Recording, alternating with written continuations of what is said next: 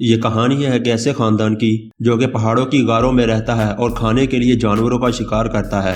مگر اس کا سامنا بہت ہی خطرناک جانوروں سے ہوتا ہے، جیسا کہ بہت ہی بڑا سانپ جو کہ پورے کا پورا خاندان نگل جائے، اور بہت بڑا شیر جو پورے انسان کو ایک ہی مرتبہ کھا جائے۔ اس خاندان کا نام کروڈ ہوتا ہے، اور اس کروڈ خاندان کے 6 لوگ ہوتے ہیں، جس میں سب سے بڑا کروڈ جو کہ اس سارے کروڈ خاندان کا سربراہ ہوتا ہے، اس کا نام گرگ ہوتا ہے، اور اس کی ایک بیٹی ہوتی ہے جس کا نام ایپ ہوتا ہے، جو کہ ہر وقت بھاگنا چاہتی ہے، مگر اس کا باپ یعنی کہ گرگ وہ ہر وقت اسے روکتا رہتا ہے اور رات کو ان سب کو غار میں چھپا کر رکھتا ہے تاکہ انہیں کوئی بھی جانور کھا نہ جائے، اور اسی طرح وہ لوگ کئی سالوں تک زندہ رہتے ہیں۔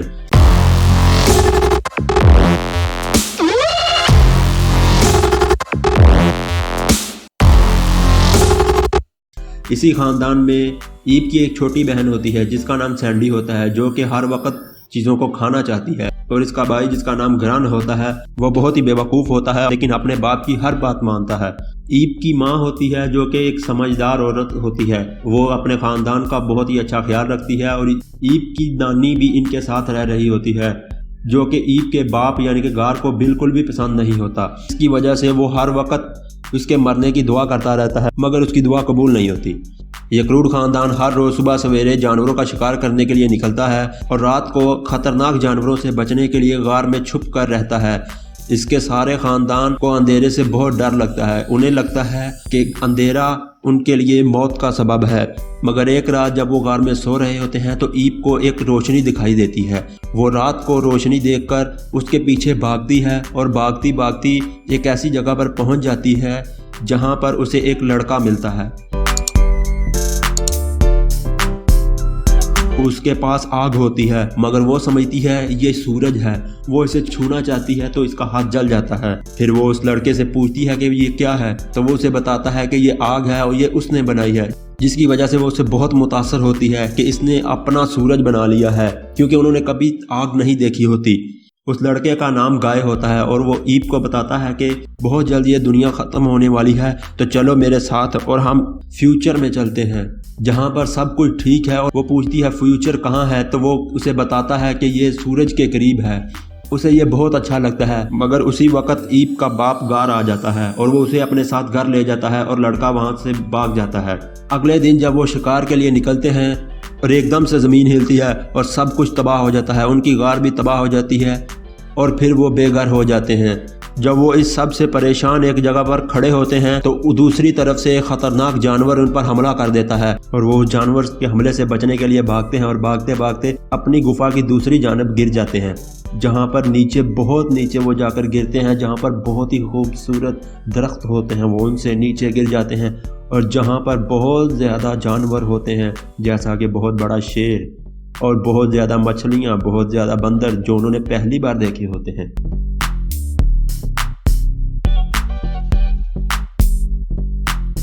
وہ انہیں دیکھ کر بہت حیران ہوتے ہیں اور پریشان بھی، کیونکہ رات ہونے والی ہے اور وہ اندھیرے سے بہت ڈرتے ہیں۔ اسی لیے گار انہیں کوئی جلدی سے غار ڈھونڈنے کے لیے کہتا ہے جہاں پر وہ رات کو چھپ سکیں، مگر انہیں کوئی غار نہیں ملتی، اس لیے وہ بھاگتے رہتے ہیں اور کئی دنوں تک بھاگتے رہتے ہیں، اور وہاں پر ایک ایسی جگہ پہنچ جاتے ہیں جہاں پر ایک انہیں غار نظر آتی ہے۔ وہ اس کے اندر جاتے ہیں، مگر اصل میں وہ غار نہیں، وہ ایک ویل مچھلی ہوتی ہے جو منہ کھول کر پڑی ہوتی ہے، اور وہ انہیں فوراً اپنے منہ سے باہر اگل دیتی ہے۔ اسی کے بعد وہ دیکھتے ہیں کہ اچانک سے چھوٹی چھوٹی سرخ رنگ کی بہت زیادہ مچھلیاں ایک دم اڑنا شروع ہو گئی ہیں، اور اچانک بہت زیادہ اندھیرا ہو جاتا ہے۔ انہیں اندھیرے سے بہت ڈر لگتا ہے، اور وہ دیکھتے ہیں کہ باقی جانور بھی اندھیرے سے ڈر رہے ہیں، تو وہ سمجھتے ہیں کہ یہ جانور بھی ہمارے جیسے ہیں، مگر وہ اندھیرے سے نہیں، وہ اندھیرے میں اڑنے والی ان لال سرخ مچھلیوں سے ڈر رہے ہوتے ہیں، جو کہ ایک ہی جھٹکے میں سب کچھ ختم کر دیتی ہیں اور صرف ڈھانچہ بچتا ہے، اور ان کے سامنے وہ دیکھتے ہی دیکھتے ویل مچھلی کو کھا جاتی ہیں اور ان کی طرف بڑھتی ہیں، جس پر ایپ اپنا وہ بگل بجاتی ہے جو اسے گائے نے دیا ہوتا ہے۔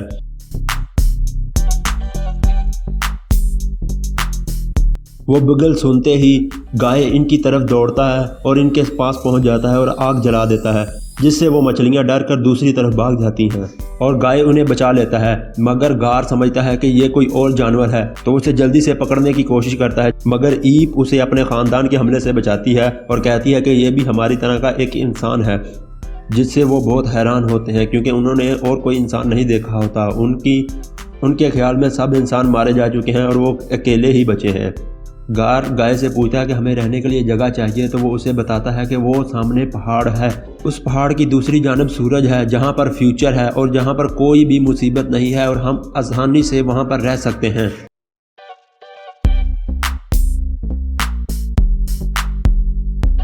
तो वो सब उस पहाड़ की जानब चलना शुरू हो जाते हैं और कई दिनों का सफ़र होता है। तो वो इसके दौरान बहुत ज़्यादा मस्ती भी करते हैं, लड़ते भी हैं और गार और गाय दोस्त भी बन जाते हैं। सब लोग गाय को पसंद करना शुरू हो जाते हैं क्योंकि गाय के पास आइडियाज़ होते हैं, जबकि गार उसे नापसंद करता है क्योंकि उसके पास आइडियाज़ नहीं होते। मगर वो कहता है कि अगर मेरे पास आइडियाज़ नहीं हैं तो क्या हुआ, मेरे पास बहुत ज़्यादा ताकत है जिससे मैं कोई भी चीज़ हासिल कर सकता हूँ। मगर उसका ख़ानदान उसका मजाक उड़ाता है और दूसरी जानब दुनिया तबाह होती चली जाती है। अचानक कहीं ना कहीं से कोई ना कोई धमाका होता है और ज़मीन नीचे धंस जाती है, जिससे वो बहुत घबरा जाते हैं। खैर वो बहुत ही ज़्यादा सफ़र कर उस पहाड़ पर पहुंच जाते हैं और जब उस पहाड़ को पार कर रहे होते हैं तो वो पीछे से देखते हैं कि सारी ज़मीन नीचे धंस रही है। तो वो उससे भागने के लिए आगे बढ़ते हैं और भागकर उस पहाड़ की दूसरी जानब चले जाते हैं। तो वो देखते हैं कि आगे से भी एक धमाका होता है जिससे कि पहाड़ दरमियान में से टूट जाता है और उन्हें पहाड़ की दूसरी जानब जाना होता है। तो गार उन सब को एक एक करके ज़ोर से फेंकता है और वो दूसरी जानब पहुंच जाते हैं। मगर जब गार जाने लगता है तो वो पहाड़ और टूट जाता है और गार उससे भागता हुआ इस पहाड़ की इस तरफ आ जाता है जहां पर वो पहले थे, लेकिन उसका सारा ख़ानदान और गाय दूसरी जानब होते हैं।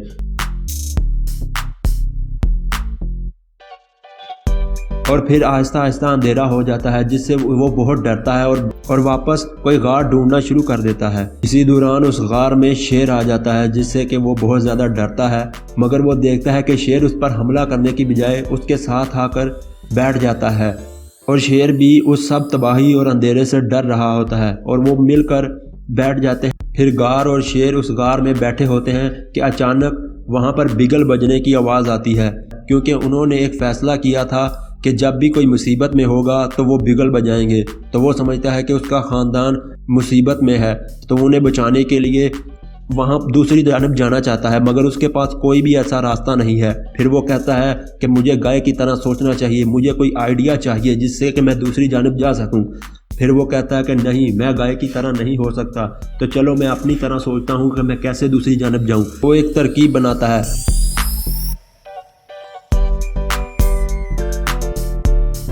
तो वो उस वेल मछली का ढांचा लेकर आता है जिसे उस सुर्ख मछलियों ने खा लिया होता है।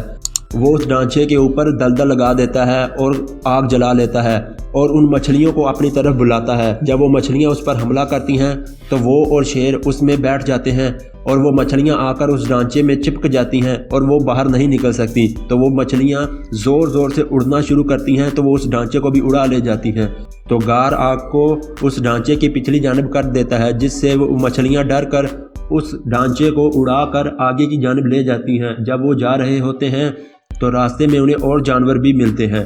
तो गार उन जानवरों को भी अपने साथ ले लेता है। तो वो ढांचे को उड़ाते हुए पहाड़ की दूसरी जानब पहुंच जाते हैं जहां पर सारा करूड़ ख़ानदान इकट्ठा होता है। तो वो अपने सारे ख़ानदान से मिलकर बहुत खुश होता है और यही होता है फ्यूचर, जहां पर वो सब लोग मिलकर हंसी खुशी रहना शुरू कर देते हैं।